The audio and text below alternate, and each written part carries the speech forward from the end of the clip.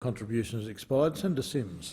Thank you, Mr President. I rise to speak about the Greens' positive vision for South Australia, something that I know is going to be of significant importance to the people of my home state in coming weeks and months.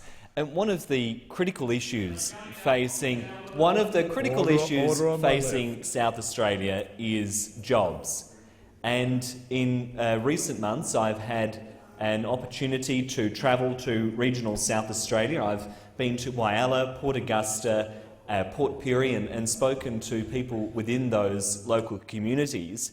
And it is clear that jobs is a significant challenge facing my home state, particularly in Port Augusta and Whyalla, where in Whyalla we're seeing the potential demise of the steel industry with the struggles faced by the company Arium, a significant employer of people in that community. I had the opportunity to travel to Whyalla for a Senate inquiry just 2 weeks ago, and there it was very clear to me that members of that community are concerned about the impact of the Liberals and Labor's economic policies over many, many years. They want to see a clear policy framework in place that favours local procurement, Australian-made steel, and they're really concerned about things like free trade agreements and the TPP, which is selling off and selling out our national interests. And of course, we have a two-party consensus on that policy, and the Greens are the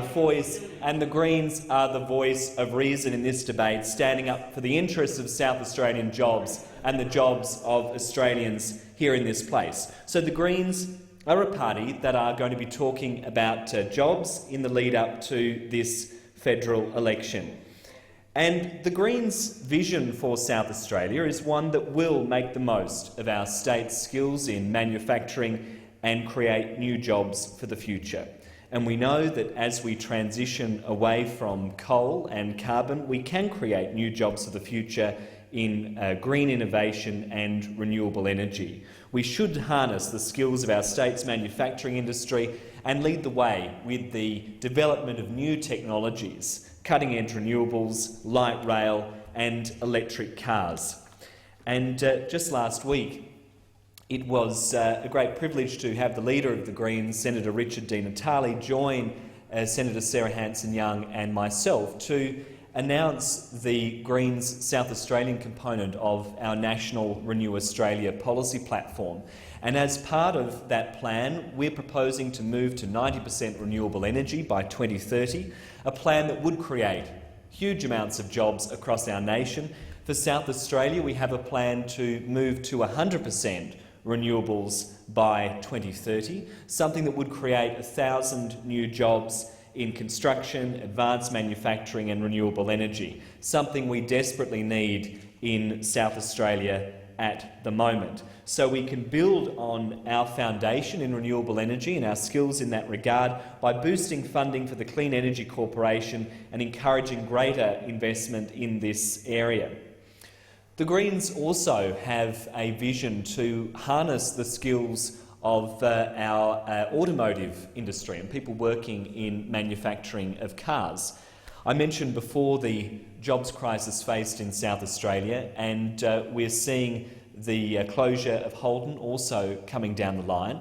And my colleague Senator Janet Rice and myself have a bill before the Senate to create a green car transformation scheme that would provide government assistance to kickstart an electric car industry in South Australia and Victoria. And our vision is to see electric cars built here in Australia, and for every electric car around the world to have a component that's made in Australia. And of course, South Australia is a big part of that. It's a really big part of that, and the Greens are advocating for that.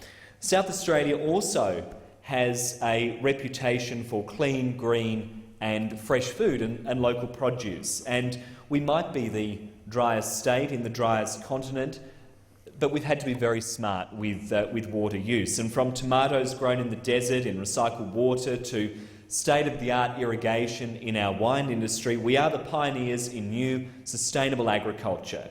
And as the climate changes, as more regions are coming to terms with the need for sensible water use, there is an opportunity for South Australia to be a leader in sustainable agriculture, and the Greens have a plan to make that happen. We're also a party that has a plan to build a reputation for our state as a leader in creativity. And we know that South Australia has a reputation for excellence in education, but without the appropriate government investment, we risk falling behind. And it's appropriate that we have the Education Minister here, a fellow South Australian, who unfortunately has a vision for higher education in this country that seems to be more around ripping away money and shifting the cost burden onto students than it is about trying to invest in the future and future education. The Minister may not remember what his HECS debt is, the Minister might not remember what his HECS debt is, but I can tell you I know what mine is. I can tell you I know what mine is, and I'm sure that many young people in this country know what their HECS debt is, and many more will be ruining the day that Malcolm Turnbull and the Liberal Party return to government in this country with their agenda for deregulation, because what we're seeing from this Liberal Party is a continuation of the same policy agenda we saw under Tony Abbott. Slashing funding for universities, deregulating the university sector and pricing people out of university. And we know that that's an agenda that is bad for jobs in South Australia, because we need a highly skilled workforce and we need to see world-class universities that are appropriately funded. And the Greens have a vision to make that happen. We also oppose the slashing of scholarships, student scholarships, that are so critical to supporting young people from disadvantaged backgrounds. When Labor sided up to the Liberal Party to rush that through on the last day of sitting last year, it was the Greens that stood up and fought for those scholarships, and we're going to continue to fight for the right of students to get access to that critical support. The Greens are committed to helping every student reach their full potential by ensuring that they get the support that they need, and that means access to a university system that is affordable. As more and more people move to our city, we also need to look at creative solutions and new ideas to make sure that our cities are exciting places.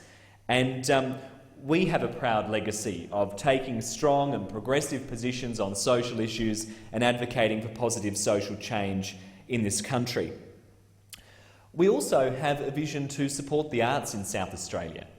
And, Don Dunstan, a Labor Premier and a great South Australian in my view, built a strong reputation for my home state as a leader in the arts, and he did that by ensuring that there was a living wage for artists, by ensuring that he supported local artists in South Australia, and we need to do that again, and the Greens have a plan to do that. But we also support an independent arts council, and one that is appropriately resourced by government without government and ministerial interference, and the Greens have been fighting for that. We also have a vision to make South Australia a leader in social justice. South Australia has a really proud legacy as a leader of social change in this country. The first state in the country to decriminalise homosexuality, and the first state in the nation to have an Anti-Discrimination Act, an Anti-Racial Discrimination Act. We've been a leader in that field, and South Australia can continue to lead in the area of social change yet again by showing compassion to asylum seekers and supporting rights for the LGBTI community, recognising the sovereignty of Aboriginal people, and the Greens have a plan to do that. So the Greens have a plan for the future of South Australia. It's a positive plan for the future of my home state, and I look forward to talking to the people of South Australia about that plan in the coming weeks ahead. And certainly our plan for job creation is in stark contrast to that of the people sitting opposite me, that on the government benches. Order because on it's my very right. clear to me, the only jobs the Senator- Liberals are interested in are Senator their own. Birmingham. That's what today has been all about, protecting their own jobs and rushing to the polls. Bring it on. We welcome the opportunity to talk about our Thank you, positive Senator plan. Sims. The time for your contribution has expired. The Senate now stands adjourned and will meet again tomorrow at 12:30 p.m.